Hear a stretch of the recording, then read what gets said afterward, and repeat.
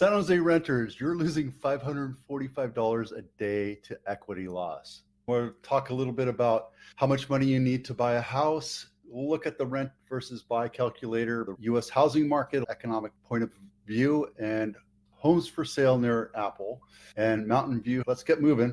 How much money do you need for a down payment? It really depends on your credit, your income, how much money you can afford per month, and how much down payment you actually have. On top of that, you have closing costs. But how much money do you need to buy a house? It depends on where you buy. And luckily, I spent yesterday recreating a chart that I showed you a couple of weeks ago and found that the numbers are a little bit more accurate now. So let's talk about it.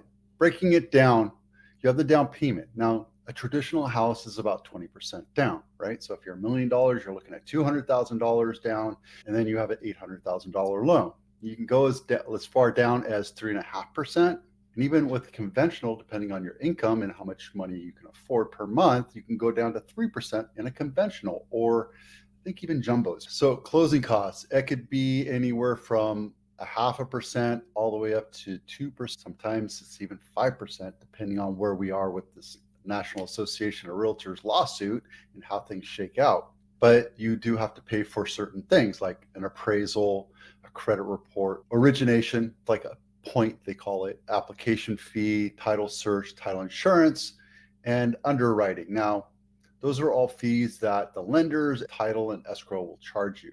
Typically, it's around 1.5% plus or minus, depending on the value of the house, where you are, and you also have to pay taxes. You have to pay insurance. Sometimes you have to prorate that for the first 6 months. Sometimes you haven't. So there's a lot of it depends on a lot of different things.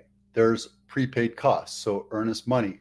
When you put an offer on the table, it's suggested that you put about 3% down. Now, if you're in Texas, you have this thing called an option, which is like $500 or $1,000.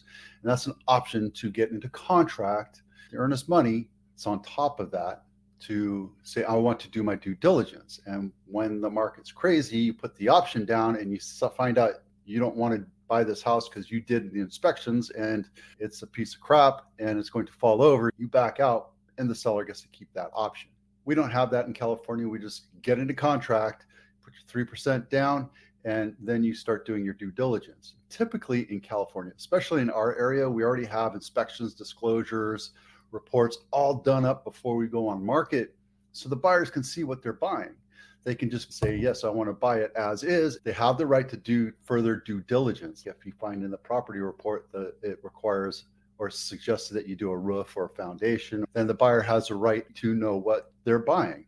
And then if they decide they're going to back out, they have a contingency period to do that. You also have to have something like 6 months of payment, PITI, principal, interest, tax, and insurance, for this. I make this bigger. Cash reserves. Sometimes a bank will ask you to have at least 6 months of cash reserves. Cash reserves are based, if you're paying $2,000 a month for PITI, then you have $12,000 in cash reserves. And it doesn't have to be cash. It can be in your 401k, it could be savings, stocks and bonds. That's why on the loan application, they look at all that, because the underwriter will see how you qualify. And yes, you're going to have to pay for moving costs. Now you can get your buddy to borrow their truck or get a trailer, but I always say, get a mover. If you're young, I understand. I moved. Every time I moved, I had buddies and I had pizza and beer waiting for them. But nowadays, I'm a little bit older, a little more established. I'm going to hire a moving company and it's going to cost me thousands of dollars. House payments. So again, $1 million house, you're looking at, I think, $6,000 or $7,000 a month for a monthly payment. You have to know that's going to be sustainable. It has to be sustainable for the next 20, 30 years, or however long you plan on keeping it. How can I get the most affordable house payment? If you have less than 20% down, you're going to have to pay mortgage insurance. That's in case you get laid off and you can't make the payments. That's what your mortgage insurance is for. And then there could be an HOA. Some houses have HOAs. Most condos and townhouses have an HOA, a homeowners association. You have to pay that. And it could be $100 a month, or it could be $1,000 a month, depending on where you are. I have a link to a checklist if you're thinking about buying a house. It's down there below, right? Now, here's what you have to envision. Over the next 10 years, how much value is your house going to go up? And this is median sales price by city within Santa Clara County. And you can see that prices are continuing to go up. Even though you see Palo Alto is pretty much tapped out, it might continue to go up. And this one right here, I think it's Los Altos Hills. Yeah, Los Altos Hills has continued to skyrocket because we have multi-mega mansions that are the $32 million houses for sale. And this one is Montecito. If you see, it swung up pretty high because, again, Montecito has some mega mansions. So the value of those homes are going to be more than Los Gatos. So let's take a look at average sales prices. Again, where is it? Los Altos Hills, the top place. That's where you want to be if you're going to be in Santa Clara, right? And then the next one is Montecito. And this is average sales price by counties. I have the same thing over here for the median price, but you'll see that prices are wavering, but they're not. So let's just take a quick look. If you live in Santa Clara County, Campbell, Santa Clara County, over the last 5 years, on the median, you're losing $685 a day. Let me break this out so you can see this a little bit better. So it's the same thing here. The daily gain, if you're a homeowner in Campbell, you're gaining $300 a day. I did the average price over the last years. None of these calculations include this year to date. I calculated the difference between the year before and that year, and I come up with this. There was a net loss per day in Campbell from 20 to 2023. These are just averages. For the last 5 years, you saw a huge gain. And we saw 2021 and 2022, a major push in upward velocity in Campbell. So if you took all that and averaged it, it is $300 a day. That's how much you lose every day for being a renter in Campbell. Now let's go take a look at San Jose. $545 a day. Even though you lost money from 2022 to we're expecting prices to go up this year too. And it's not going to change for the next 2 or 3 years. Unless we see World War III or there's a major house of cards that fall down. Today, my house gains on average every day $200,000 in equity. That's just the difference between here and here. So let's go down to Santa Clara County. I have San Mateo is $500 a day. Santa Clara County is $603. If you give me an address, I can do the same thing for your house, just in your zip code based on the last 5 years, etc. And you can figure out how much your house has gained every year or lost, because we did lose value over 2020. So if you look at 2023, there was a net loss of $15,000 on average. Again, these numbers are just year to date. Once 2024 is done, I will add that to this and then we can have another number. But Santa Clara County, you're losing $600 a day on the average. That's because it includes Palo Alto, Los Altos, Los Gatos, Cupertino, Mountain View. San Jose is less expensive. So keep in mind where you want to buy. Palo Alto probably is topped out right now, probably go up, but for the most part, you're going to see it. Now, rent versus buy, that was your calculator. How much money can you afford? It's really right here. And it depends on your income. I have this calculator here on the right side that shows you how much money you have to make in order to buy in a certain county. Now, I just have a couple averages here. This is US, Santa Clara County and San Benito County. Santa Clara County, the average income is $181,000. That's the median income. The median price for a house in Santa Clara County is $1.7 million, which means if you did 20% down, you need dollars. That's 20% down. Or you can go 3% or 3.5%, depending on the house, depending on your income and how much money you can afford. But if you're just doing this scenario on an average or median priced house with your median priced income, monthly PITI, principal, interest, tax, and insurance, not including HOA, is $10,542 or $126,000 a year, which is 70% of your income. Now, qualifying, the underwriter guidelines require that you're at 45% on standard. These are the fees that you're looking at today when you're looking at closing a house. Remember closing costs? These are non-recurring closing costs. That's the point, the origination fee. And there's all these different little fees that you get tacked on from your mortgage broker and the escrow company and title company, et cetera.